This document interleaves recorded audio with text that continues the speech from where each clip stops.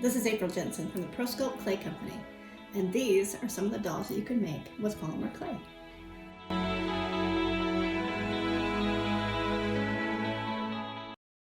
Alright, so here we are back with our adorable little Stitch. I keep calling him Skitch because I'm used to that program on the computer. Anyway, I just went over him with some smoothing gel just to kind of help smooth him out a little bit.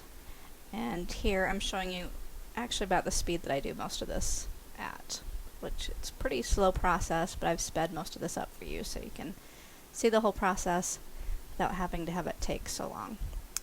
But so what I'm doing now is just kind of helping his mouth look a little bit better. I'm filling out, giving him some eyebrows here, and then I am also going to like fill out his face just a little bit too. But on this guy, I ended up not baking him until just a little bit after this state. When I did it with the kids, I baked him, well, we made that body first and then baked it. And then that made life so much easier because otherwise, you can see, I just kept getting fingerprint issues and it getting squishy, and that wasn't too fun. But here he is baked. And so what I ended up doing was going over those ears again with more clay.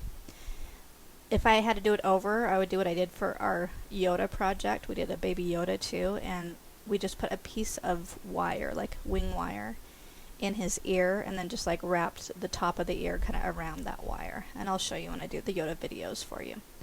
But anyway, so for this guy, he doesn't have any wire in there, but he does have 2 layers of clay. And I baked his ears first and then put a layer of clay over it. And so now we're just giving him some detail and the spots and such. All of these clay colors I have created with some random clay that we had left over from a project of my son's that were just the basic colors, but mostly I tinted the ProSculpt that I had on hand. So that was kind of fun to discover that you really can get a lot of colors even though you're dealing with a flesh colored clay.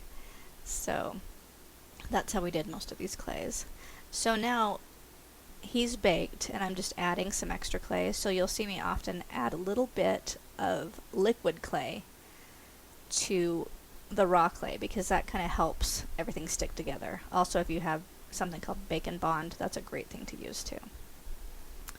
So now I've filled out his ears a little bit in his face, and now we're putting on the arms and legs. And mostly these, they're just logs of clay, little worms, that I keep kind of thick so then I can kind of squeeze them and thin them out as I need to and make sure I have plenty to be able to adhere to the doll itself. But they were really easy to do. Most of this doll is quite easy, especially if you can get that torso baked, because then you always have something to hold on to. And then you can just add clay as you go along like this without having to worry about squishing any parts of it. So I just flatten out his hand a little bit, and then this time I just use scissors. You could use an X-Acto knife or something like that. Scissors worked out really well for his hands. And then I just kind of go through and smooth them out a bit with the tool and keep smoothing his arms right into the body as well. And I'll go over that with some orange smoothing gel too, just to make sure we have a really nice seam between the baked clay and the unbaked clay. Here I'm just kind of making his fingers a little bit thinner. What I usually do is kind of pull on them, get them to be the thickness that I want, and then just cut off the excess. So that's what I've done there. And then I'm getting ready to add in his fingernails now by first just adding a little hole. And I took some of the darker blue and I made it into little tiny worms, and then I'm just going to go through and press these little worms into his fingers.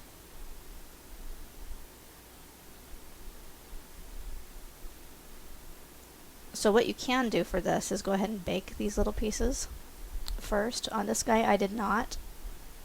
I just made these tiny little worms that were then just kind of squishing into the holes that we created. They were kind of wonky, that's why if I were to do it again I would probably just take a minute, create all these little nails separately, go ahead and bake them in the oven so they're nice and hard, and then I would just dip them each in a little bit of liquid clay and then press them in the holes. That way they'd be a little bit less wonky looking, but this is Stitch, and he's kind of wonky anyway, so it's fine. Plus, I also give him a little bit of an adjustment right before I stick it in the oven, because otherwise it's very likely you'll just bump into them again. So I always like to give the doll a good once over right before it's going into the oven. So now I'm just adding on the leg, very similar to how I did the arm, and then just going through and adding more of the smoothing gel and working on having a really good seam. Now on the bottom of his foot, I want to make sure that it's going to be flat so he can stand, and this will probably take a couple attempts, so I'm going to go ahead and bake him once I get this part finished, and then I will likely go through and add a little bit more clay to make some adjustments and then bake him a second time. Here I'm just adding a few balls to be the nails or claws, I don't know what you'd call them exactly, for his toes. They turned out cute. Alright, so we got him all baked, and then I actually went through and sanded him a bit. You know, I'm a little bit crazy with all the sanding I like to do, but I prefer a nice smooth doll, and it can be hard to achieve that without the sanding. So now I'm just going to go through and add a little bit of clay to the bottom of his feet so he stands better, and then we also need to add on the coloring on his blue for his belly. And so I just added a little bit of the liquid clay, because that helps the raw clay to adhere to the baked clay very well. And then I just made a ball shape and flattened it out, and then flattened out most of it right on the doll itself so I can press against Stitch, and I'm actually shaping it as I go too.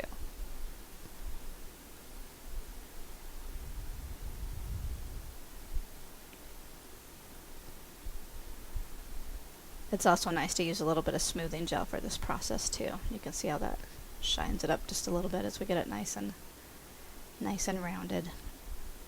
And then also on his backside, when I baked him, I had him laying on a washcloth, and it ended up making a bunch of marks in his back. I did not have my heat gun handy. It's always good to keep your heat gun handy, because what I should have done is just hit him with the heat gun on the back of his body, so that would have been a baked skin. So now I'm just going through. It ended up being fine because I wanted to kind of round him out a little bit more, and this way I was able to give him some more fine details, but especially if you're doing this with kids, you don't want to get this complex for sure. But if you want to create a cute one for yourself, sometimes you go the extra mile like this and really perfect it. So you can see that's what I've been doing, is just adding little thin sheets of the clay.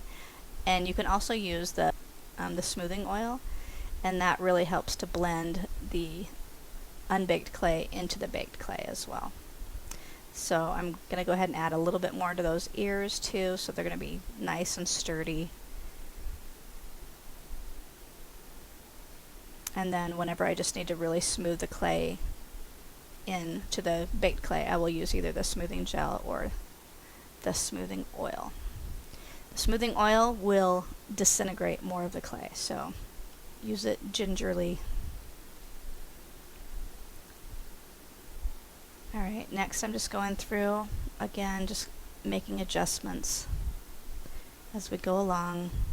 Here I'm doing a bit more with the liquid clay on his back and on his feet. On these feet, I'm just adding some more clay to the bottom. He had a little bit of a wobble when I went to have him stand up, and so I'm extending the heels just a little bit, and I decided to round out his bottom just a little bit too. So I'm putting kind of a mushroom shape piece of clay on him now and smoothing that in just so we can have a nice round bottom on the back side too. Then just smoothing it all out. It's good to use a tool, especially these areas that you can't reach with your fingers. And then wherever you can, just move in with your fingers as well, because they really are the best smoothing tool.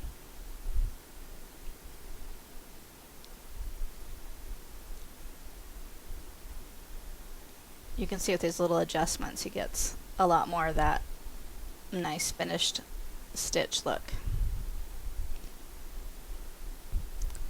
Alright, and then lastly I need to go through and give him these little spots of clay.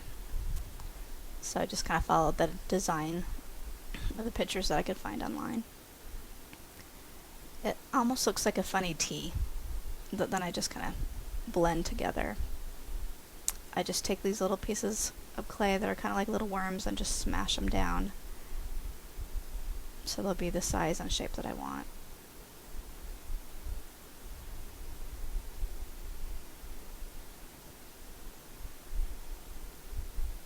Now, at this point I'm not having to add any liquid clay because I'm doing this right on top of the fresh clay that we already added to kind of round them out a little bit, and so that made it nice and sticky to be able to take the darker blue clay really well.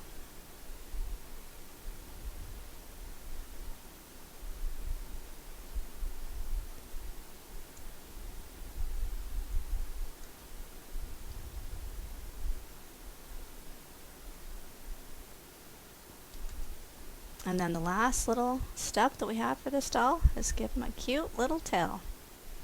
Just a little ball of clay. I take a couple shots at it to make sure it's the right size that I want. And then just do some final smoothing over this new design that we just added, and then over the rest of the doll. Now, I would caution you at this point, once you get the backside done, hit it with a heat gun. Because I believe I had to do this twice, because I turned it around to like work on the front just a little bit, and I forgot and stuck my finger on the back of him, and it ended up squishing the design quite a bit. So, word to the wise. Hit it with a heat gun so you can bake that backside. Then if you need to work on the front some more, you still can.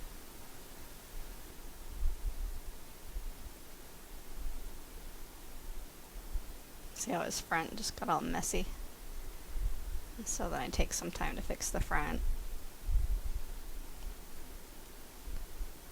And you know how that can go. Oh, squish. Luckily I got him fixed. So, here he is. Here is our finished doll. Hope you had fun sculpting along with me. Take care.